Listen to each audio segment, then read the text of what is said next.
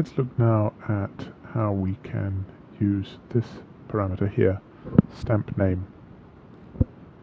In the earlier version of the ForEach SOP that we were using, each group, the stamp name was being set to the name of the group for each iteration of the ForEach loop. You can think of this as equivalent to the index variable in a for loop in, say, C or BASIC. So we have a for loop, for I equals 0 to 10, for example. This is being set to a different value during each iteration of the loop. In this case, where we have a for loop going over each attribute value, this value for value is being set to the value of the attribute for each loop. So in this case, we've got 25 boxes, 25 different values of class. So the first time the for each loop is executed, this will have a value of 0. The next time it will have a value of 1, and so on, right up to 25, the different values of class.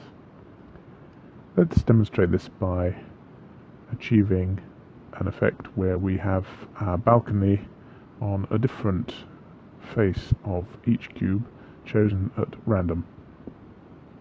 And we can do this by starting with a group geometry SOP. And I'm going to call this chosen face. And again we will call the group $s, so it has the same name. And I want to group by expression. And I'm going to use a function of the form $PR equals floor rand times $NPR. The random function, which is not yet complete, we need to put something inside these brackets, will give us a random number between 0 and 1. $NPR is the number of primitives in the incoming geometry. In this case it's always going to be 6. So this gives us a round number between 0 and 6, 0 and 5. And floor ensures that that becomes an integer. And then we compare the primitive number of the geometry coming in to this value.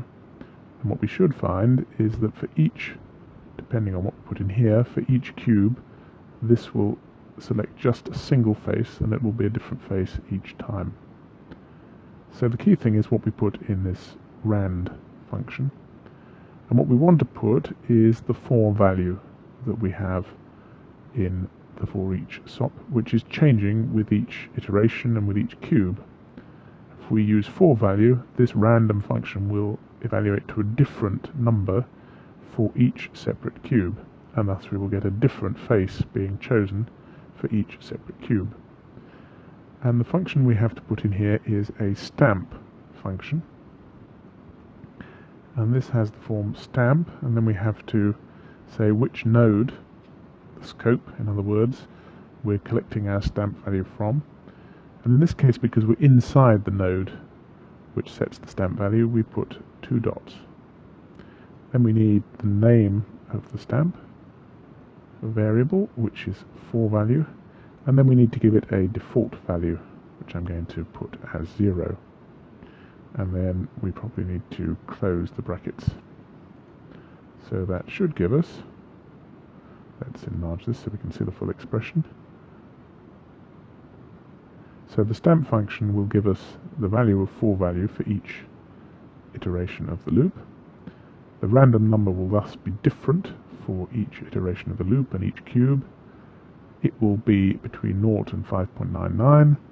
The floor will ensure that it's between 0 and 5 is an integer, and $PR just selects a single face. So let's click this and see what value. At the moment we're getting a value of 1. So chosen face should contain a single primitive, that's true. And we now need to change our blasts so that they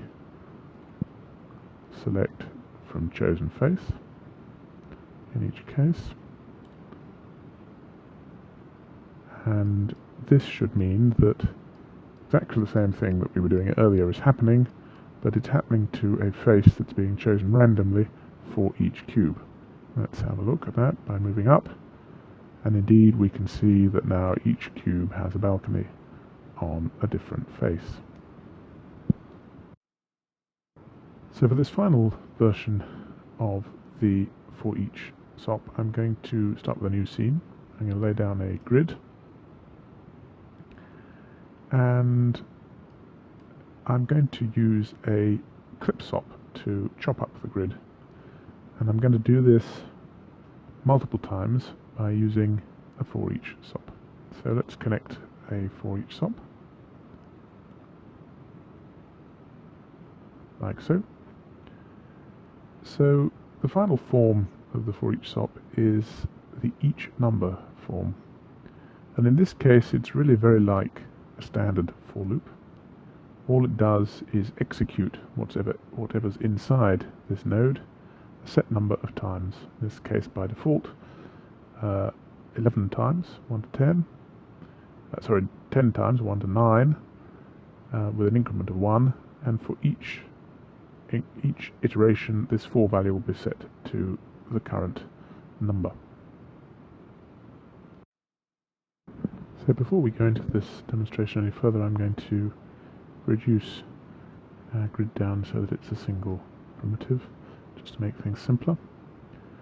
And we're going to use a clip SOP to repeatedly chop this primitive into bits. And in this case, the each SOP here is not deleting any geometry.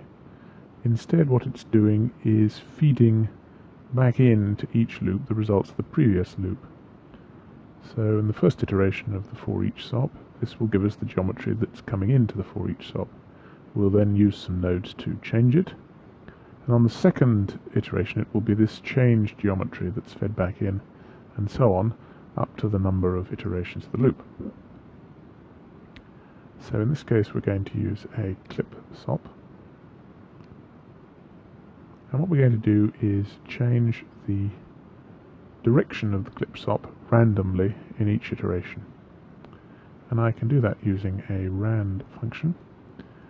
And let's enlarge this so that we can see the function more easily.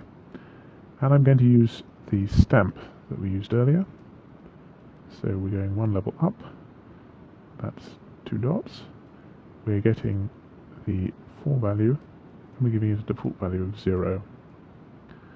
So this random function is going to give us a different number between 0 and 1 for each iteration of the loop.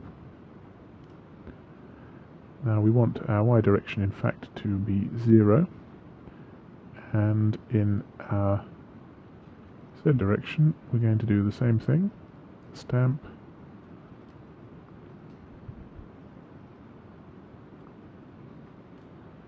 but in this case we want to add something to this stamp value to ensure that we don't get the same value in both the x and z components. It doesn't matter what we add, it can be any offset value, so I'm just going to choose a random value like so. And what this should mean is that we get different values for direction for each iteration of the loop. And this means that our clip will clip different parts of our object at each iteration, and because we're feeding the geometry back in at each iteration, what we'll get is some geometry, a primitive, clipped into many different fragments. There's one more thing I need to do. We need to keep all primitives, and you can see here on the display we've already got a single iteration shown, which is splitting our grid into 2 parts. Let's go up to see the full effect, and we can see that we're getting a number of different iterations.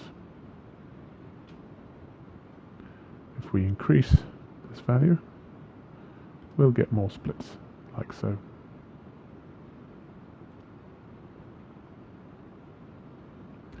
As we can see at the moment, we're limited to just 2 parts of the primitive, and that's because we need, in fact, to change these values so that they're valued between -1 and +1. So we're going to take this random value, multiply it by 2, and subtract 1, which will give us a value between -1 and +1. and we do the same with this.